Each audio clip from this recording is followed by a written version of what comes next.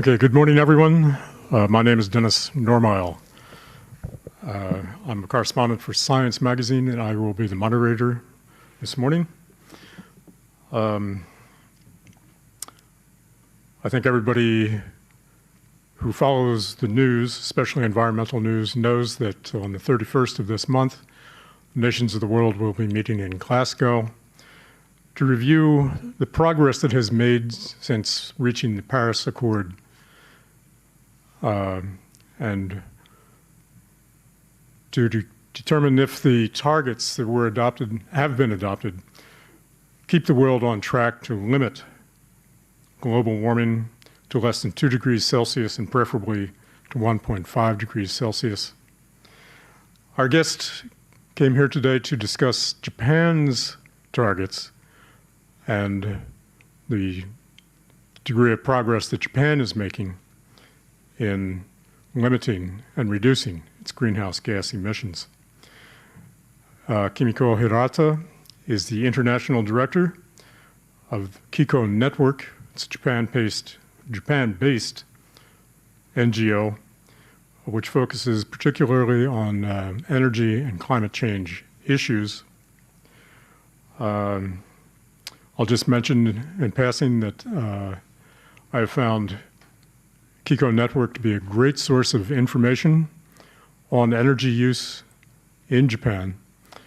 Their website is kikonet.org, KIKONET.org. I've turned to KIKONet for statistics for my own articles that have appeared in Science, and I've never sent you a thank you note.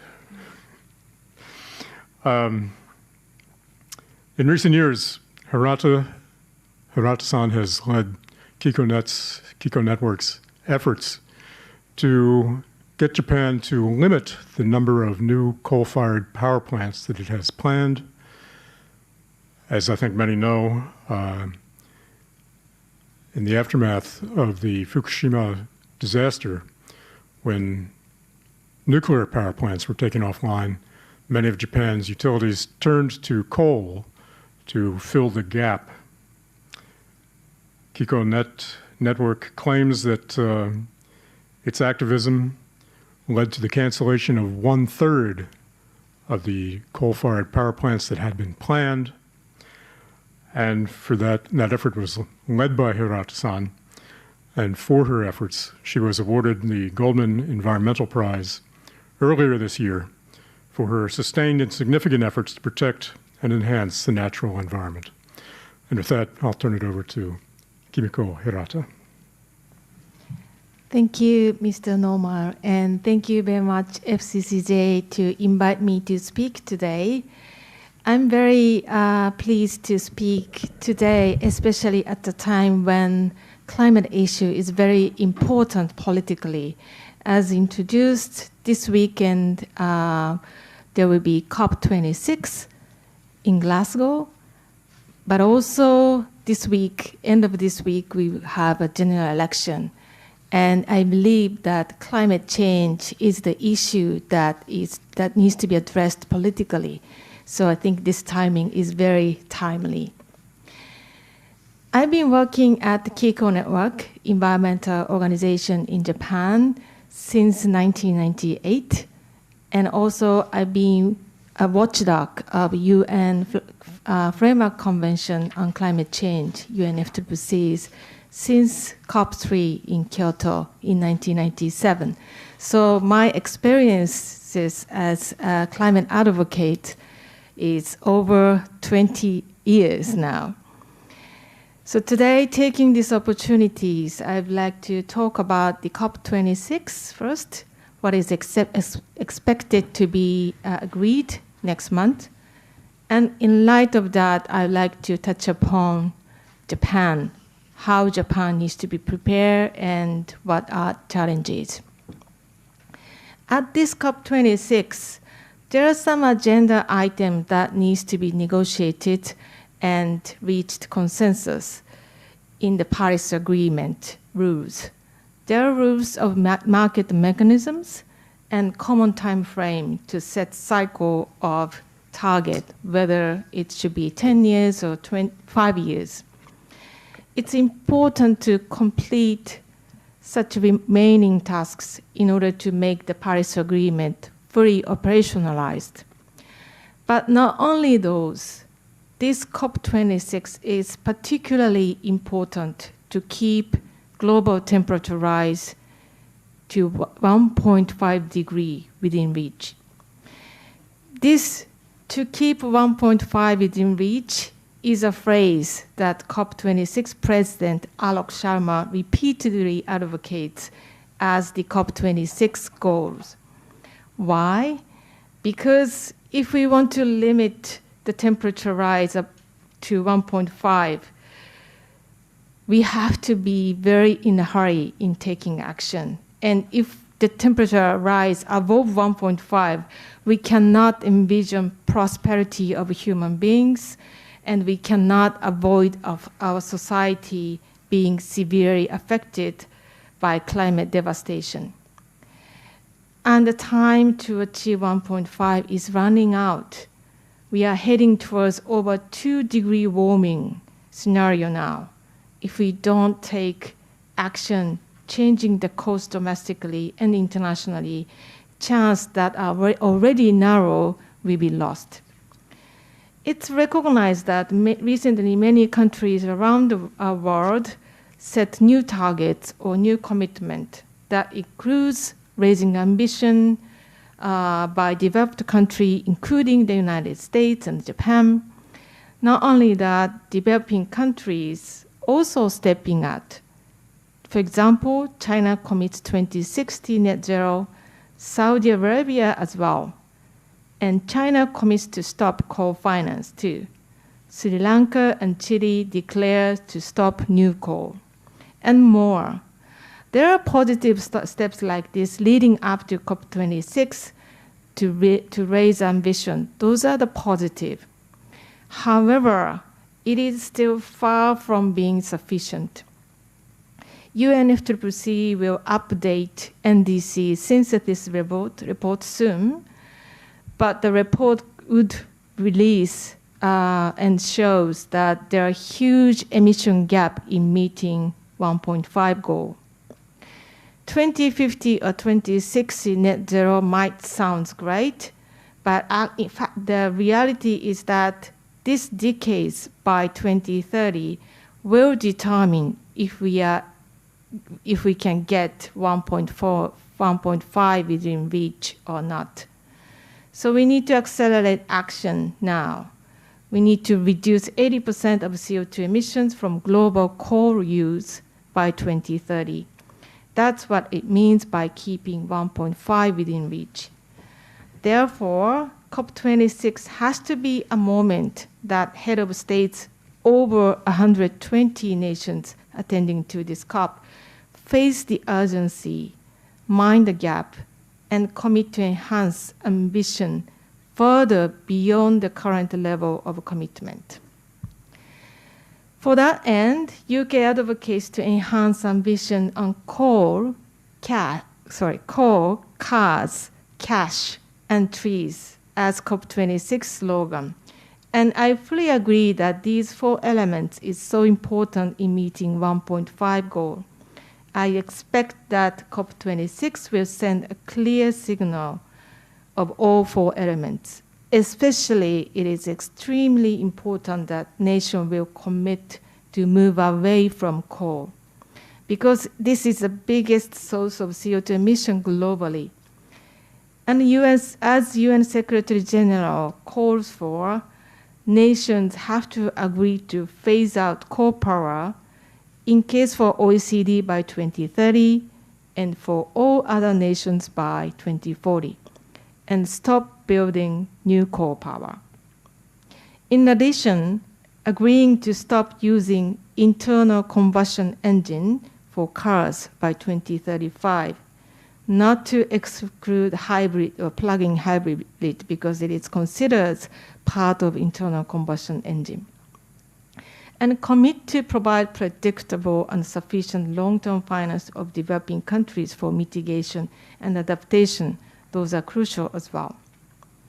With all of these, I truly hope that COP26 delivers a strong signal that the government commits to accelerate decarbonization in achieving 1.5 and secure, safe climate. And with that, I hope that the COP26 gives us a hope for the future. So is Japan ready for the COP26? And what needs to be done in Japan? Japan committed to 2050 net zero and also set a new target of 2030 greenhouse gas emission reduction, which is 46% reduction, aiming to achieve 50% reduction from 2013 level.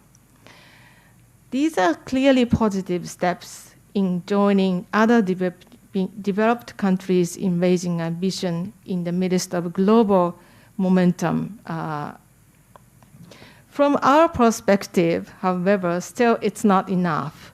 As a responsibility of Japan as an effort to achieve 1.5, Climate Action Tracker, the climate think tank analysis shows that over 6% reduction is required as Japan's responsibility to be compatible with 1.5. So as an environmental group, we continue to advocate set much higher target from now on. But at the same time, we need to make sure that this target, turn this target into actions. So what are key challenges? I show this pie chart. The biggest issue is how Japan can accelerate energy transitions. Please see the pie chart, Japan's greenhouse gas emissions. It shows that the biggest emitting source are coal power fire generation, followed by transport sector and gas-fired power plants, power generation, and steel and chemical heavy industry sectors. So coal is the biggest source. We have to deal with it if we want to reduce emissions. However, Japan continues to increase reliance on coal until this year, and 9 units are still under construction, even now. As introduced by Mr. Nomar, the Japan pushed promotion of coal power after Fukushima accident. And as a result of that, 32% of electricity are generated from coal. Japan just decided the 6th basic energy plan, and it aims to reduce coal power reliance to 19%. It clearly shows that Japan aims to continue use of coal beyond 2030, which is already not compatible with 1.5 goal. Japan is one of the few developed countries refusing to commit to end coal. UK, France, Canada, Italy, Germany are all committed to phase out coal. US commits to commit power sector's decarbonization by 2035. But Japan resists to join these efforts. Last year, former Ministry of Economy, Trades and Industries Minister, Mr. Kajiyama, announced to shut down inefficient coal power, 90% of inefficient coal power. However, this hasn't turned into the policy to reduce coal power. Utilities and relevant companies show strong reluctance to reduce even inefficient coal power. This target, therefore, itself is very problematic. 90% of coal power by 2030. This target itself is problematic, but with current Japanese policy, coal share will not reduce to 90%, I think, either. I don't say that moving away from coal is easy in the situation of Japan after the Fukushima accident. 20 to 22% of nuclear share, that is also quite unrealistic target, considering the current situation of very limited operation of nuclear power and also strong negative perception by public on nuclear. So, however, Japan doesn't make any efforts to reduce coal power. It is still promoting and expanding. So how Japan explain Japan can achieve net zero by 2050? Japan is now prioritizing to develop innovative technologies. Technology to mix hydrogen and ammonia to coal or gas-fired power plants that are largely subsidized and rapidly promoted. But we should be aware that these technologies could hardly contribute to the emission reduction by 2030. The government aims to ammonia and hydrogen co-firing only 1% of electricity mix in 2030. This means that coal and gas fire continues to be in operation until and after 2030. Furthermore, current projects of hydrogen and ammonia production are mostly from fossil fuel. For example, lignite from Australia or gas from North America or Southeast Asia or Russia. Explaining that emitted CO2 from those sources will be captured or stored or utilized and make them to brown, from brown to blue. But there's no explanation when. These are just fossil fuel projects, another fossil fuel projects, and Japanese government and companies rush for these technologies. Investing heavily to those technologies as a means for decarbonization by 2050 and just waiting for the commercialization will kill time that we can make difference for 1.5 these decades. Lack of the efforts to reduce coal power generation now and invest these innovative technology are wrong approach, I think. And I think that we need to review, in light of the benchmark, what are the meaningful and timely action to combat climate crisis. And there are another issue that needs to be tap into. That is the individual responses and behavior. How we could increase wider support towards decarbonization by non-state actors, including local governments and business.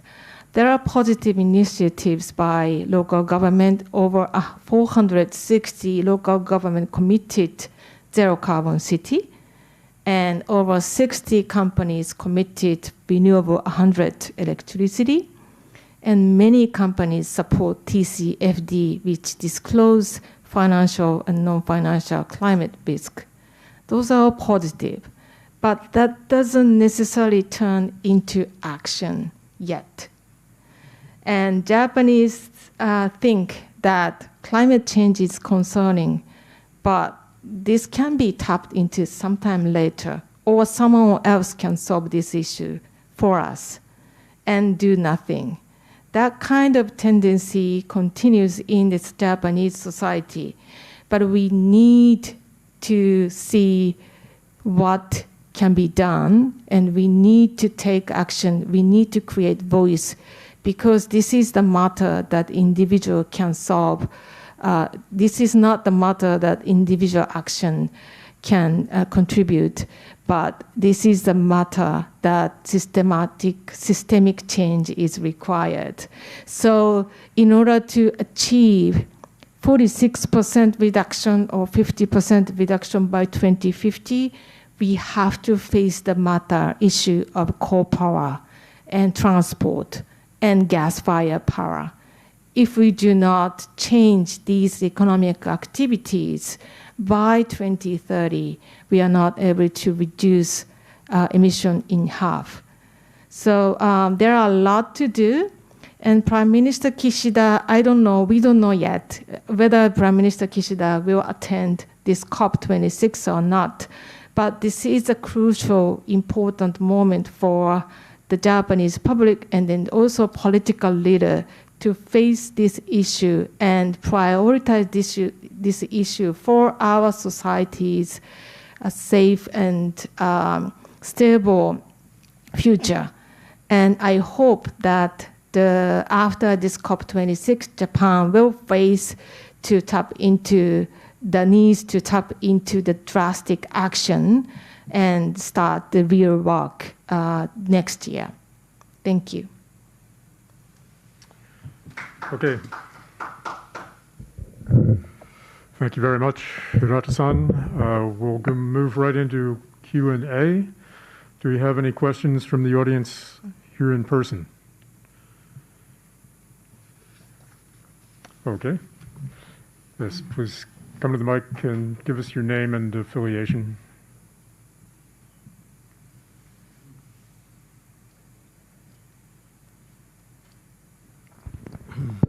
My name is Kurt Sieber. I'm an associate member, and I have been doing a lot of studies about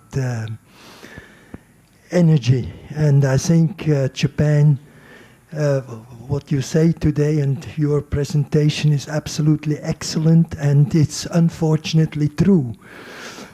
So I could give you 100 questions, but the first one is that I feel that you mentioned METI also in your presentation, and as you see, well, no, it's no longer here. You see that METI is in charge of industry, and at the same time, it is also in charge of energy. In order to get, and this is a complete, well, against each other position. And I could tell you hundreds of stories about METI. The government tells METI to do this, for instance, and then METI goes to Toden, goes to Toden and tell Toden, please tell us that this is not possible. I mean, the only way that the Japanese government, aside from the Kishida, well, unfortunately not got in, so that I'm sorry, can you wrap this up into a question? Yeah, so the question is, can you see a possibility that the government ultimately will establish an energy ministry which really takes care of ministry, of a ministry taking care of energy, and get the proper people from METI, from and all the well, there are of course environment is also very important. Even agriculture is very important. That we get there an organization which is really committed to do this job, and there I think there are difficult questions to be answered. Thank you. Thank you very much. This poses very important issue and problem in Japan. Of course, that energy policy needs to be strengthened, but what structure of the government can deal with it? This is the issue, and I've been watching this climate policy development for decades, and always, as just explained, the METI controlled the energy policies, and also METI controls the politics and make a final determination. So METI has a supreme power in making decision on energy policy. And also, as Vera explained, this positioning is very tied to the industry. It's very powerful industry in Japan. So this system make drastic change very, very difficult in Japan. and especially issue of the climate, this is a question of the continuous use of fossil fuels. And our society, our economy was flourished because we use a lot of fossil fuels. We need to start to look at this situation critically and make a drastic change, partly to deny the past economic activities. In order to face the problem and in order to change the course, we need to have a system to invite and embrace the different ideas and different opportunities and different analysis.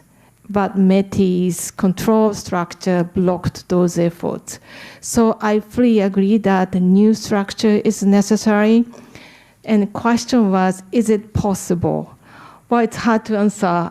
There are a lot of strong resistance around that, but I think that this is time to look at the better structure to face the issue of our time.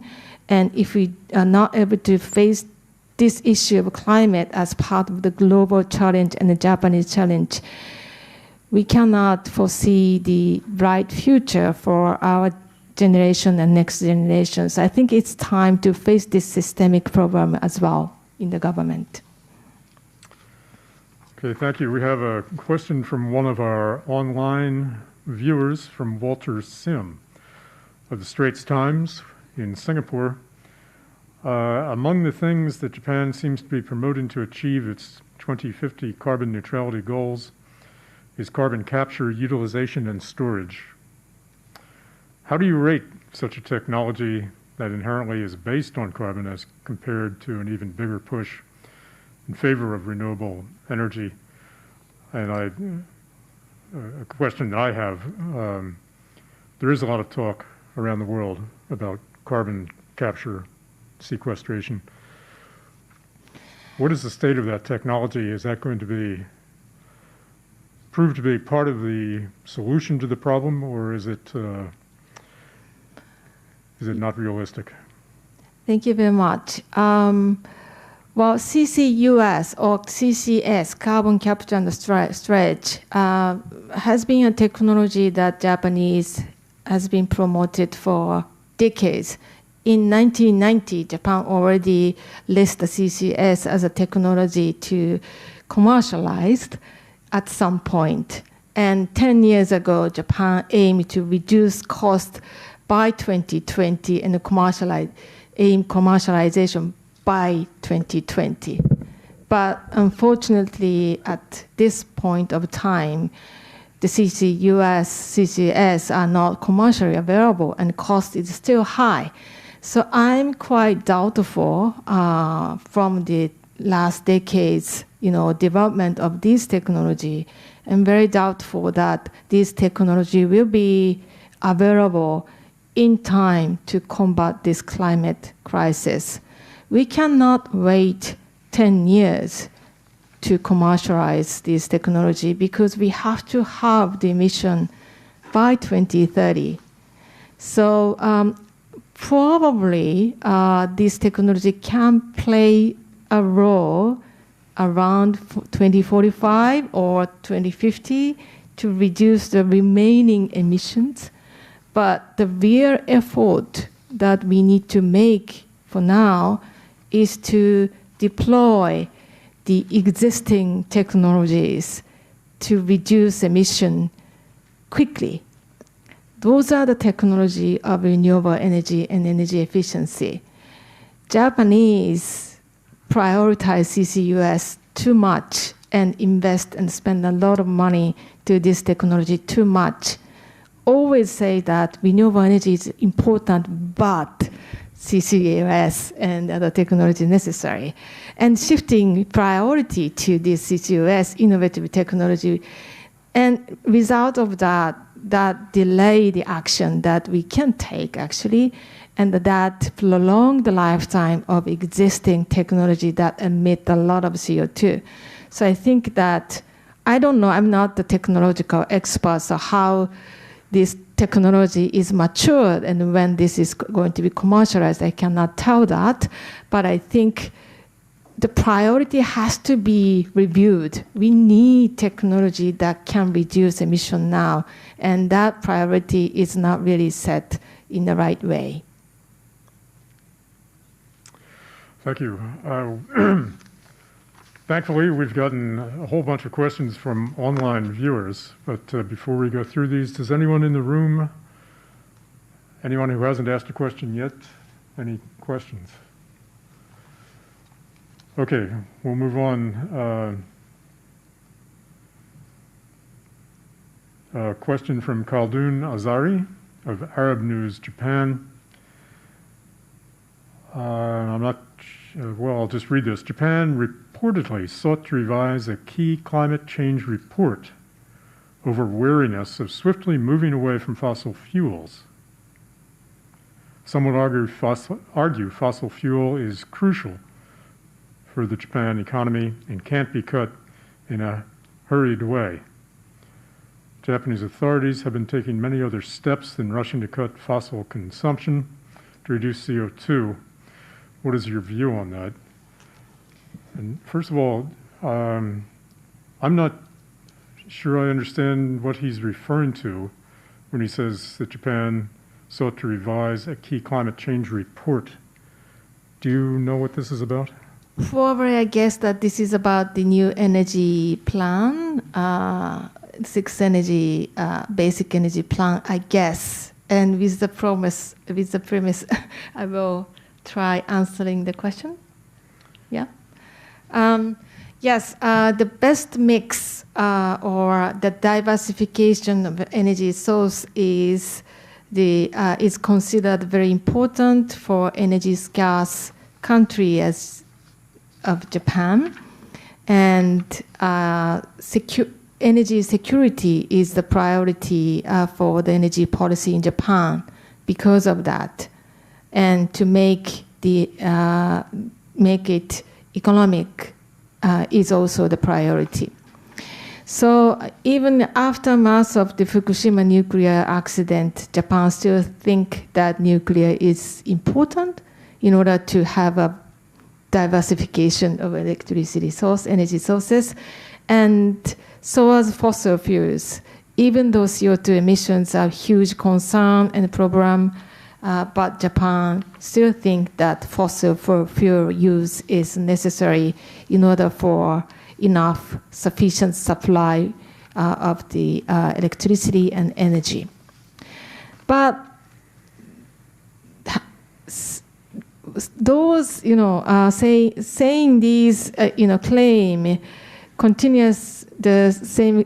I hear the same claim for decades, and then that result in avoiding facing the problem of the source of the energy.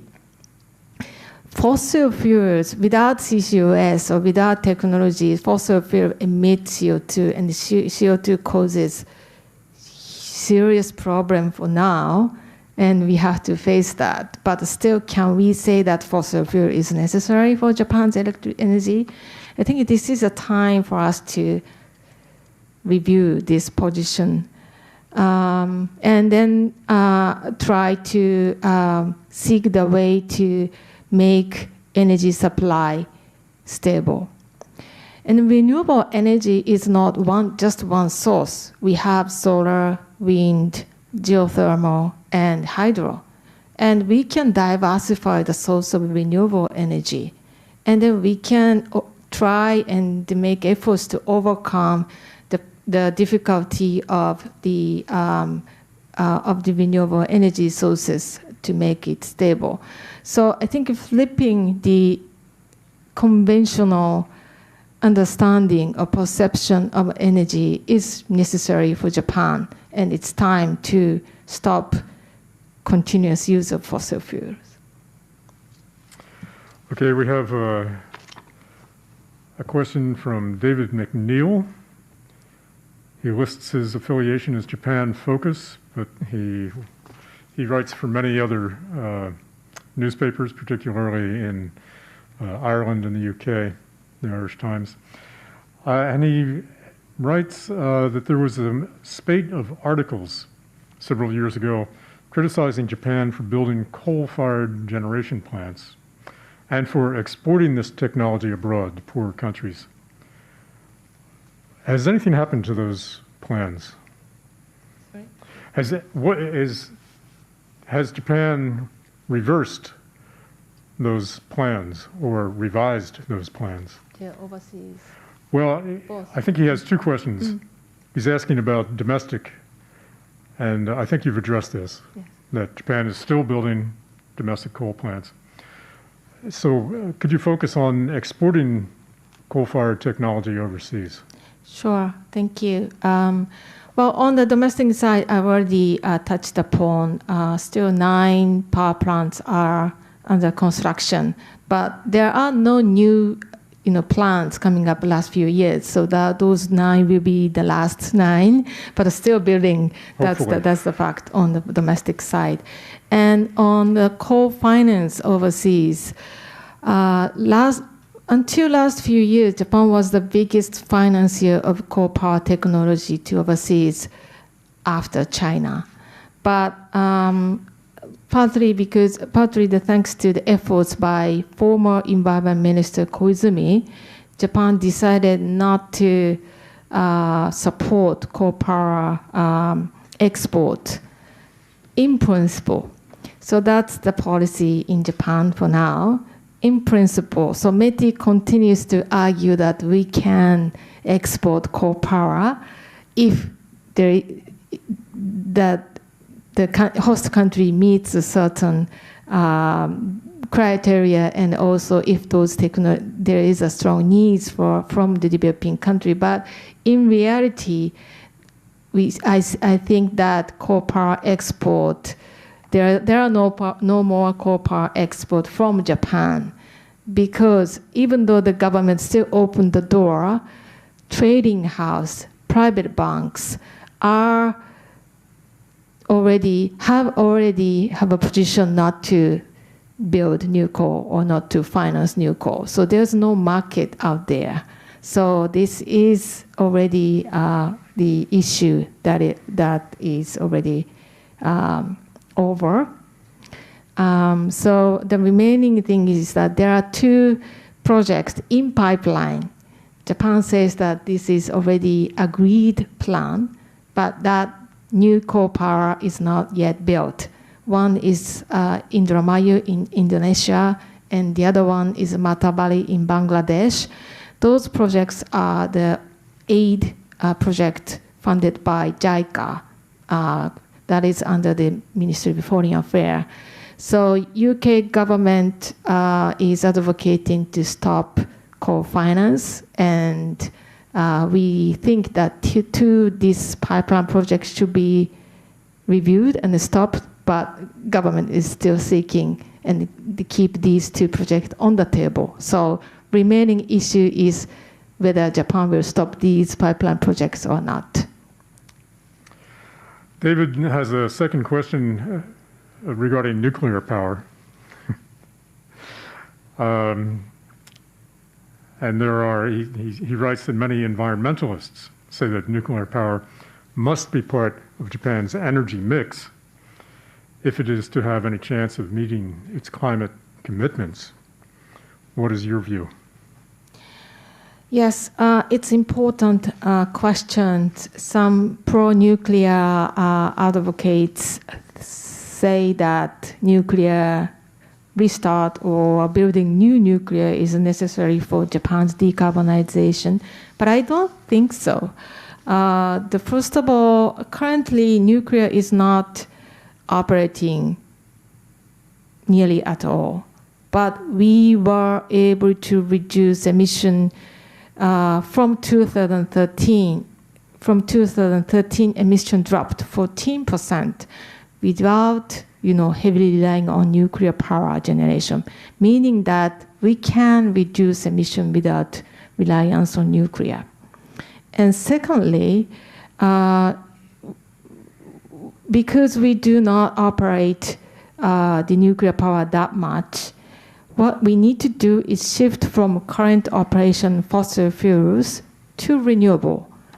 That is the quickest the scenario, quickest approach that we can take. And thirdly, nuclear could account for about 20% if we expect the optimistically. But many of the Japanese nuclear reactors are aging, and reliance, the share that we can operate nuclear will shrink over time, meaning that nuclear cannot be a key major means to reduce emission to net zero by 2050. We need different technology anyway. If that is the case, promoting nuclear from the beginning, from now, is a better approach and simple approach. So going back to nuclear, large-scale power generation from Fukushima or from Fukui, that doesn't match to the renewable energy decentralized energy system. What we need to envision is decentralized energy production and energy consumption. So I think we don't need nuclear for Japan's 2050 net zero.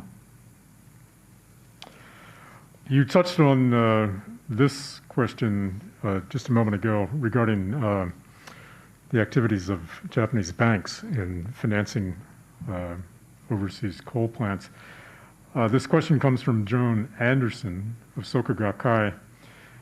And I'll just read this. Please, can you comment on the important work you have been doing to pressure Japanese banks into not investing in overseas coal-fired power plants? And what do you see as the key elements in reaching a tipping point in how Japanese banks view this issue? Was this another one of your accomplishments, was pressuring the Japanese banks and trading houses into rethinking their role in financing overseas coal plants? Thank you for acknowledging our work over the private banks. Last year, as KIKO Network, we filed the shareholder proposal to Mizuho Financial Groups, and this year, the same shareholder proposal was submitted to MUFG, Mitsubishi Financial Group, UFG Financial Group, challenging the companies to be aligned with the Paris Agreement, to align their business activities to the Paris Agreement 1.5 goal. And we've received over 1/3 of the support from the shareholders last year, and then over 20% this year. We did take this action in order for a Japanese mega bank to shift their finance from fossil to clean. We realized that the amount of the lending of the one bank of Mizuho or Mitsubishi is nearly the same amount of the Japanese national annual budget. So how they shift, how they finance on which project matters, and then inform the economic direction. And as a cause of our activity on shareholder proposal, these two proposals didn't pass because we didn't meet the threshold. However, in the course of our activities and engagement with those banks, they updated the policy to stop financing coal and also step up to the other area in linking to the climate. So we think that our activity have an impact on changing the bank's policy towards the environmental, climate-friendly direction. However, still, those are not enough. These banks still financing, the coal power technology if they are developing the hydrogen coal combustions or ammonia coal combustion, and then forget about the emission released from those technologies. So I think we need to see more stronger policy by private banks. But I also see that these banks' response is quicker than the government. They face reputation risk, and also they face divestment risk from the international institutional investors. So aligned to the Paris Agreement and aligned to the decarbonization trend globally is required to the private banks as such. So we will continue to push and engage with private banks to do more and to step up further. The second part of her question was, what are the key elements in reaching a tipping point and how Japanese banks view this issue? And, excuse me, from my own reporting, my understanding is that while environmental concerns are very nice, what is really getting the attention of the international banks is that coal power is no longer economically competitive against renewables. Is that part of the equation? Yes. In case of Japan, the coal power is still cheap. That narrative is quite alive. But from the government, the cost analysis nowadays that the government say that coal power is more expensive. It's going to be more expensive than solar, for example. So it's time for the economic actors to shift from coal to renewables. But I believe that Japanese banks stop financing new coal by now. So I don't expect that any new coal power project will be financed by Japanese private banks. I think we win that fight. But how we could shift, the credit balance to coal power, to reduce the credit balance to coal quickly is a matter, and also how the private banks overall finance portfolio to be in line with 1.5 is the next important things. And so far, by the government under the 6th Basic Energy Plan, it doesn't say 1.5, Japan aim 1.5 goal. If the government face 1.5 goal, sharp reduction by 2030 is necessary, but it's carefully avoided, meaning that slow reduction after 2030, slow reduction by 2030 and sharp reduction after 2030 that pathway is acceptable by the government understanding. So I think facing 1.5 goal and then timeline for that end is something that the government as well as private bank and also developer has to be aware. Right. Okay. I think you've partly answered this question from Anthony Rowley of the South China Morning Post in Hong Kong. And he's asking about nuclear technology. And he asks specifically, what chances do you see of Japan and China cooperating on nuclear power? Is that something you can elaborate on, or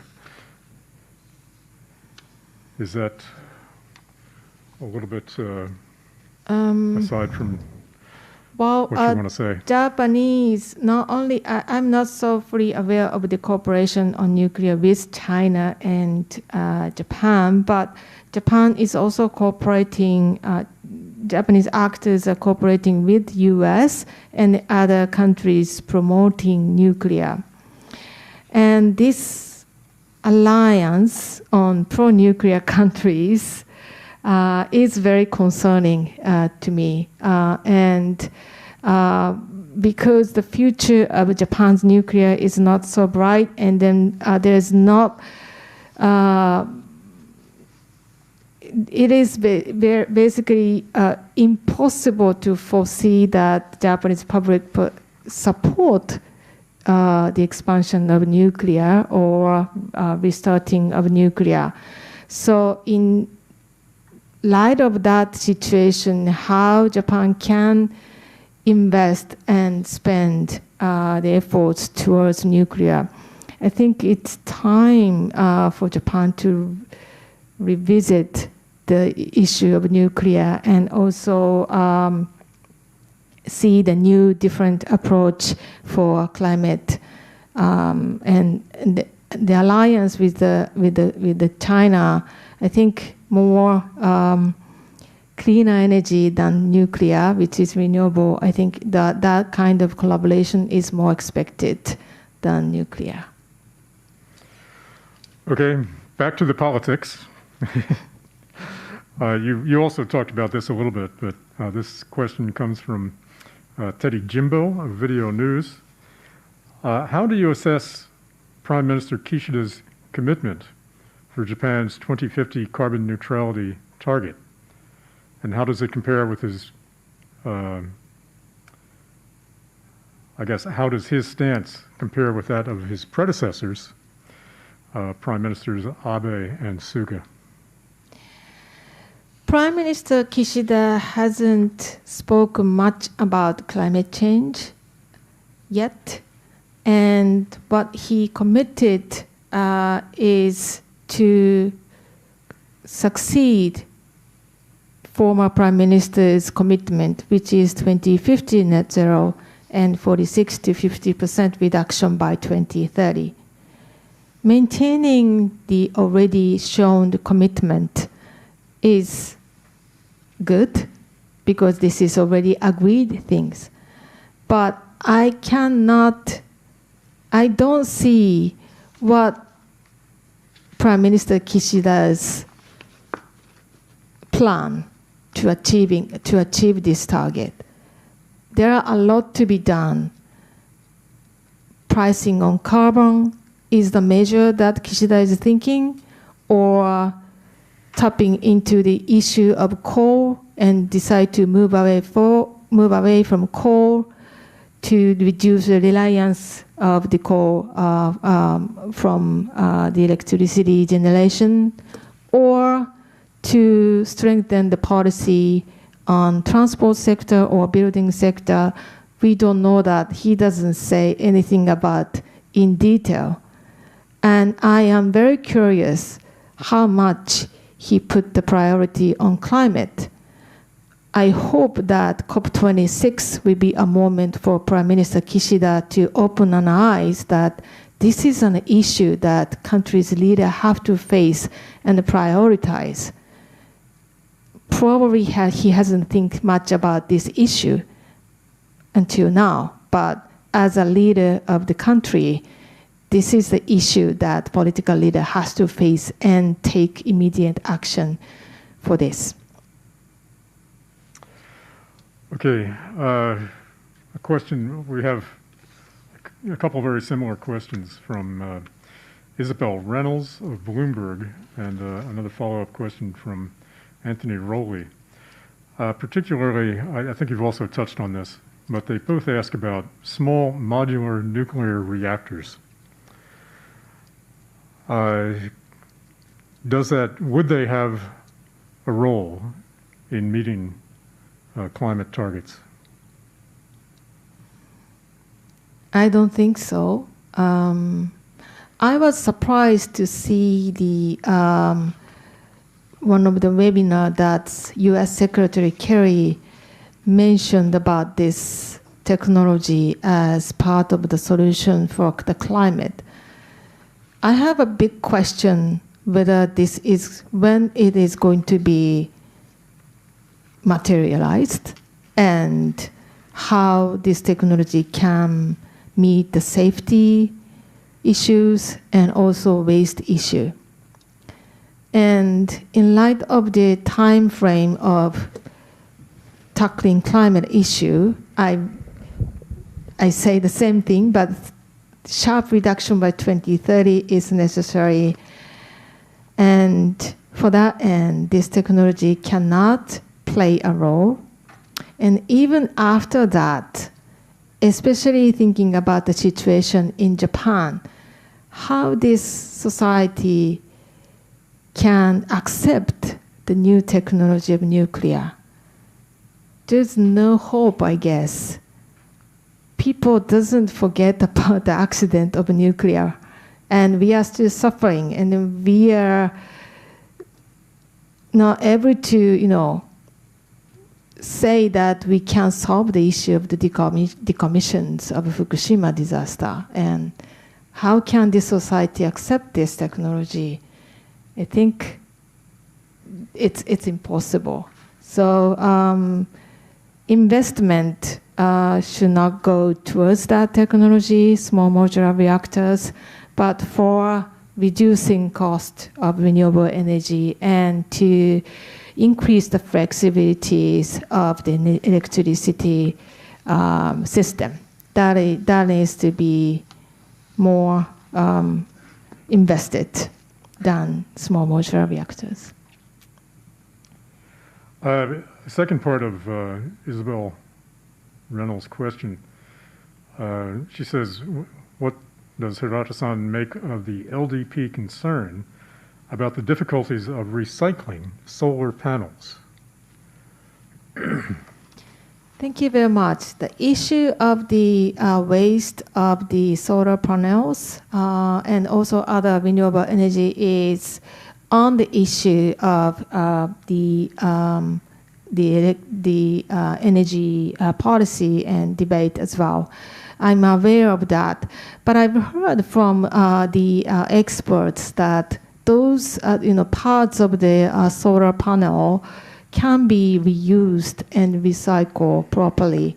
So, that measure needs to be properly taken, but at the same time, that needs to be dealt properly compared to the the recycling of the other source of other technology, which is coal and gas and nuclear. So of course, even though we choose any technology of electricity generation or the energy use, we do have a waste, and we do need to recycle materials as much as possible. So I think a fair comparison is necessary. In case of coal power, we emit not only emitting a lot of CO2, the coal power emits a lot of coal ash, and also the power plants facility itself. After the shutting down of the power plants, we need to look at the recycle or waste of the power plant. So I think a fair comparison is necessary to look at when we make a decision of choosing the electricity technology. Right. It's now noon. We have a few more questions. Do you have a few more minutes? Great. A question from the German embassy. I think you've already answered this. They write, critics in the past have complained that the previous target for renewable energies was not ambitious enough and too easy to reach. How do you evaluate the new target, especially in comparison to the targets for nuclear power? I'm not sure what the new target for renewables refers to, but I think you probably agree that the target was not ambitious enough and too easy to reach. Yes, under the 6 basic energy plan, Japan has a target of 36 to 38% of the renewable in the electricity mix, and it increased from 22 to 24%. So increase itself is positive. However, Japan had originally the 22 to 24% by 2030, but currently, after the promotion of the renewable energy, we are about 20% of the renewables already. So previous target was very, very weak, and it was easy to achieve that. And I can say the same things. We have 8 or 9 years to 2030, and we already reached 20%. So 36 to 38% is easily achievable. Of course, we need to shift the policy to incentivize the renewable energy more. And on the other hand, we need to review the policy on coal and nuclear. But I think this is a physically achievable target. And then rather, I think it's still very modest target. The over 40% or 50% is possible. And we advocate that at least 50% has to be the target in order to reduce the reliance on coal while keep the idling of the nuclear power. So yeah, it's up to the policy incentives and proper choice and the decision by the government. Yes, it's still modest target. We have a follow-up question from Khaldun Azari of Arab News Japan. And this is something which is in the news with Saudi Arabia's announcement that even Saudi Arabia is going to be carbon neutral by whenever. And he asks, Japanese companies are now looking to secure supply chains to import clean energy. Saudi Arabia is now trying to take the lead in supplying hydrogen-based products. How do you see this source, I guess the hydrogen from Saudi Arabia, how do you see that as contributing to climate change efforts? Yes, thank you. Hydrogen and also as a carrier, ammonia are put high attention by the government and industry. And under the 6th Energy Plan, Japan clearly say that Japan will expand the market, the gas market, LNG market, that is to produce ammonia or hydrogen. So hydrogen and ammonia sounds good and it is said as a part of the decarbonization technology, but how that hydrogen is produced, from what, is a matter. Mostly the case of the current projects are from the fossil fuels, as I said. Hydrogen from Saudi Arabia, Middle East are from gas or the oil or the coal, well, not from Middle East, but mostly gas. So how we can capture and store those emissions? We have no answer. So I think we should be very, very careful looking at the hydrogen and ammonia technology and gas expansion, gas supply chains expansion under the name of the decarbonization technologies. And just recently, UN Climate Champion released the guiding principle of hydrogen. And it clearly says that redoubling green hydro is necessary, and also transparency in accounting of the emission is important. So I think based on these guidelines, many of the hydrogen projects may not meet in those guidelines. So I think what technology, how hydrogen is produced, and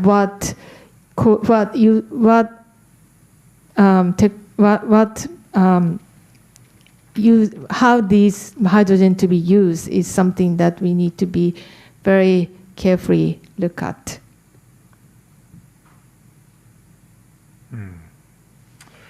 We've got another question from online.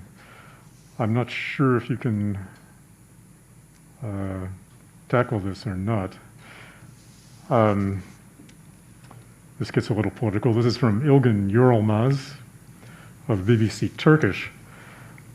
And she asks, what can the Quad countries do most effectively that would counter China's contribution to the climate change problem?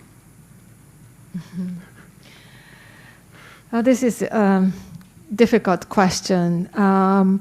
Well, China's contribution on climate requires a lot of different efforts, of course domestically, but also internationally. And China and U.S. relationship for now is very confrontational, and that is very concerning, but we shouldn't rely on these two bilateral countries' efforts. And Japan needs to tap into to encourage China to take further action. And Quad can play a role, but this is a mixed of the different countries of different positioning on climate. So I don't know that how Quad can play a role in encouraging China on climate. Probably European can play a better role to encourage China to, step up further, and also the small island states could play a role, and probably among Quad countries, individual country has to step out together with China. So if the individual country in Quad decides to step up by their own, that may have impact on China. That means that, for example, Australia or India or Japan, their action is not enough. So if they decided to step up and then invite China to take action, that may have impact. But a lot of effort is necessary to get China on board. Okay, one last question that comes from me. You probably know that in recent months, the Asian Development Bank has been discussing what they call an energy transition mechanism, where they're going to try to put together financial packages that would encourage the owners of coal-fired power plants in Indonesia, Vietnam, the Philippines, to either sell the plants or agree to retire them early. If they sell the plants, then it would be taken over by some group that will retire them early. Would Japan, either the Japanese government or the Japanese banks, be interested in contributing to the Asian Development Bank's plan? Well, Japan has a very powerful role as on ADB's policy, and I'm very pleased to see that ADB already is heading towards the right direction in restricting coal power. But I don't know if Japan can play a positive role on that front, because Japan has been playing a blocking role instead. So Japan has to be facing the reality that not only in Japan but also in Asian countries which are heavily rely on coal power use for now, that those countries needs to reduce reliance on coal, and the bank has to take a play role on that. I don't know if Japan is ready to commit to this discussion positively, but I think Japan needs to. And private banks already decides to reduce reliance on coal power and then accelerate a retirement or selling the asset of coal power. So they may be in a position to be a positive role, but I'm a bit negative about the Japanese contribution to that effort. I hope that Japan is not again play a negative blocking role in having an ambitious policy by ADB. Okay, we will end here. Hirata-san, thank you very much for taking the time to come and talk about this very important topic. As is customary, I have a one-year honorary membership for you. And since you were here just about a year ago, your honorary membership from a year ago must be just about to expire. So here's a new one. Thank you very much. Thank you very much.